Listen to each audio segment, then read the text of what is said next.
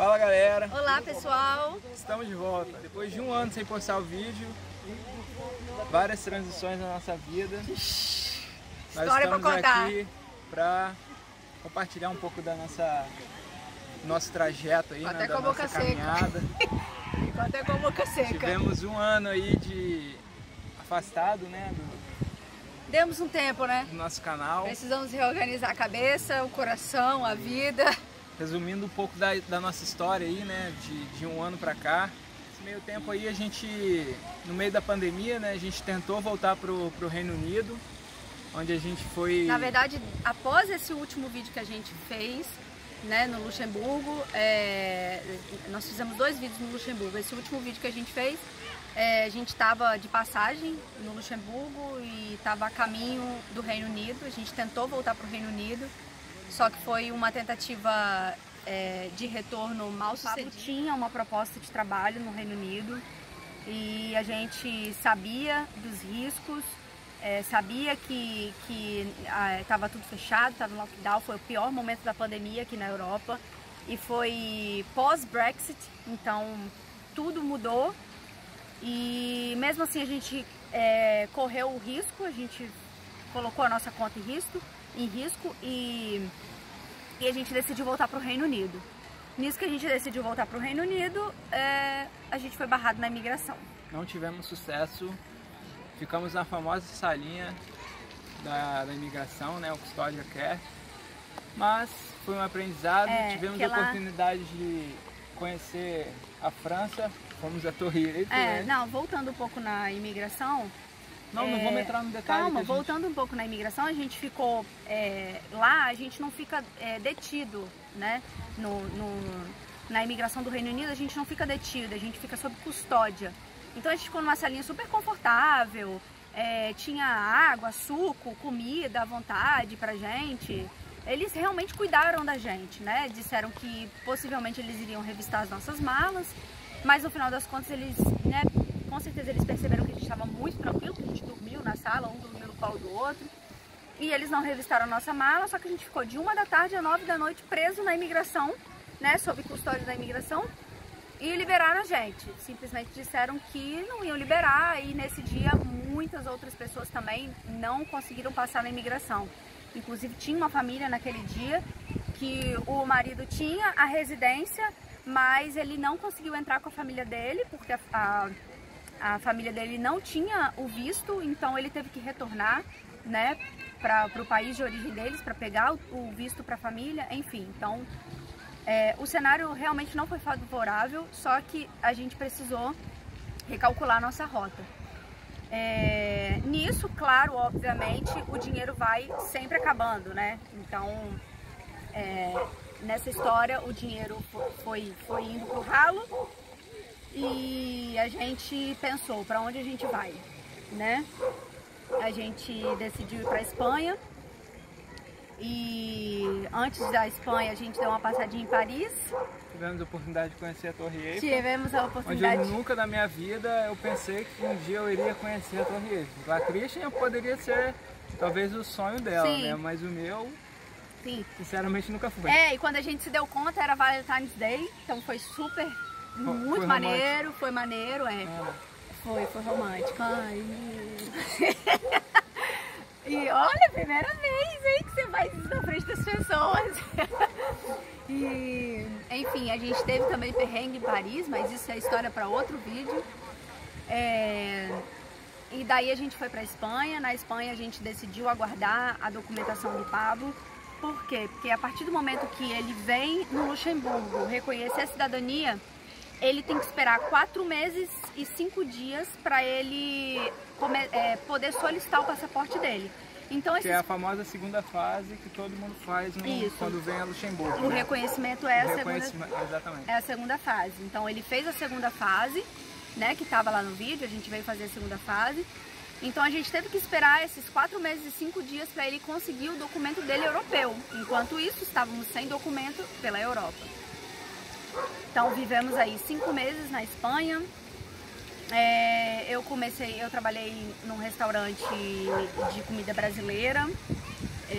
O Pablo começou a trabalhar na obra, só que pegamos Covid e ficamos aí 20 dias sem trabalhar, trancados num quarto. E nessa história toda, mais uma vez, né, o dinheiro foi acabando, a comida foi acabando. Nós tivemos a ajuda de uma amiga na Espanha, que a gente é grata a ela até hoje por isso.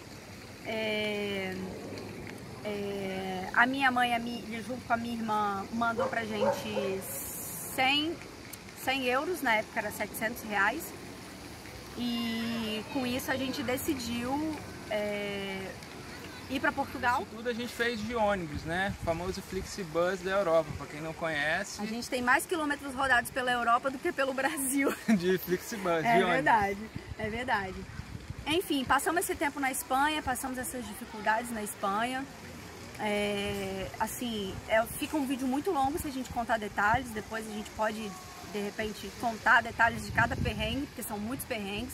Até porque serve de aprendizado para muita gente, né? Serviu de aprendizado para nós. Nessa história toda a gente viu que a gente é muito persistente, que a gente tem muito foco no objetivo, porque precisa ter foco no objetivo. Se não tiver foco no objetivo, desiste mesmo, entendeu? Porque a gente sente saudade até dos perrengues que a gente passava no Brasil. Tipo, no Brasil o perrengue não era tão perrengue quanto o perrengue que a gente passa aqui, sabe? É uma coisa assim, tipo, no Brasil a gente tem a nossa família, no Brasil se a gente não passa tanta dificuldade assim, sabe? A gente começa a sentir saudades até de coisas ruins, tipo, no Brasil eu sofri assédio, mas pelo menos, sabe, umas coisas assim, sofri assédio dentro do ônibus, mas eu não passava esse perrengue. São umas coisas assim, que se a gente não lutar contra a nossa mente, a gente desiste. Então, são histórias realmente que dá pra gente levar como aprendizado. Enfim, daí a gente... No Covid, né? 20 dias em casa com o Covid, o dinheiro só saindo. A gente fez um contato com um amigo da Cristina em Portugal. Exato, o Gabriel e a família dele, a Diana, né? Isso. Também somos gratos eternamente a essa família que nos recebeu. Eles nos receberam lá e nessa eu já estava com o meu passaporte em mãos, que eu já tinha conseguido pegar na Embaixada de Madrid. Isso. Então eu já cheguei em Portugal. Isso. Começando a trabalhar. Lembrando que a gente só tinha 100 euros, a gente comprou 40 euros de passagem de ônibus, a gente foi de Valência, na Espanha, até Lisboa, 40 euros, né, as nossas duas passagens. Então a gente chegou em Portugal com exatos 60 euros. Então a gente... Muita loucura, não façam isso em casa, crianças.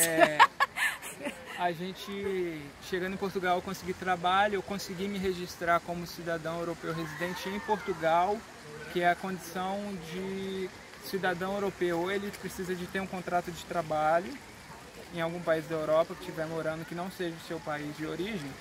Ou você tem um contrato de trabalho ou um valor em conta que, se não me engano, varia de cada país. Por exemplo, se não me engano, na Espanha Portugal, era 6 mil euros na conta. Porque você tinha que me manter também, provar que você conseguia me manter. E Portugal, acredito que seja também a mesma coisa. Então, com esse contrato de trabalho, eu consegui me registrar na prefeitura local, que eles emitiram um certificado lá de 5 anos, a residência de 5 anos.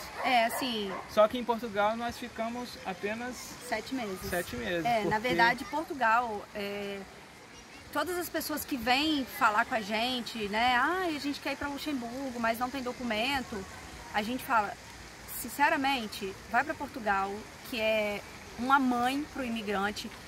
No Brasil, eu tinha uma mente desse tamanhozinho.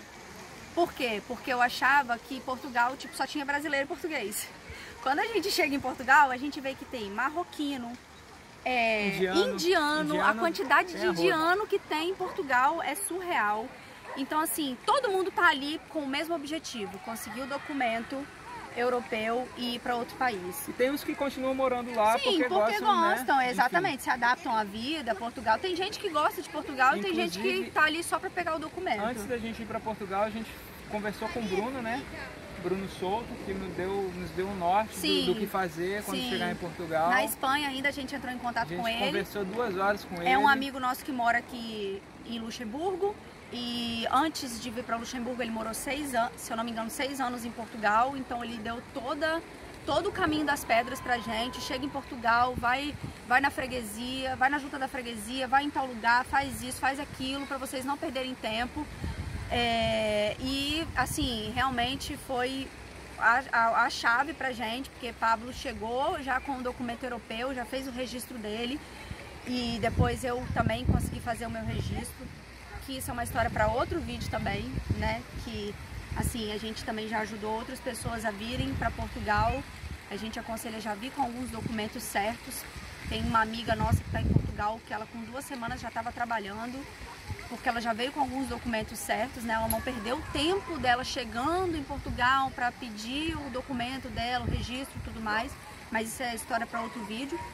Enfim, em Portugal a gente sabia que a gente estava de passagem, que a gente sabia que ali era o lugar para a gente se restabelecer, respirar e se organizar, porque a gente sabia que, que o nosso lugar mesmo de estar era Luxemburgo. Desde a Espanha, né?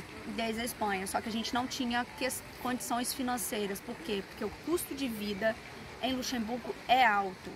Não é alto comparado ao salário para quem trabalha aqui em Luxemburgo, mas para quem vem de fora de Luxemburgo é um custo de vida alto.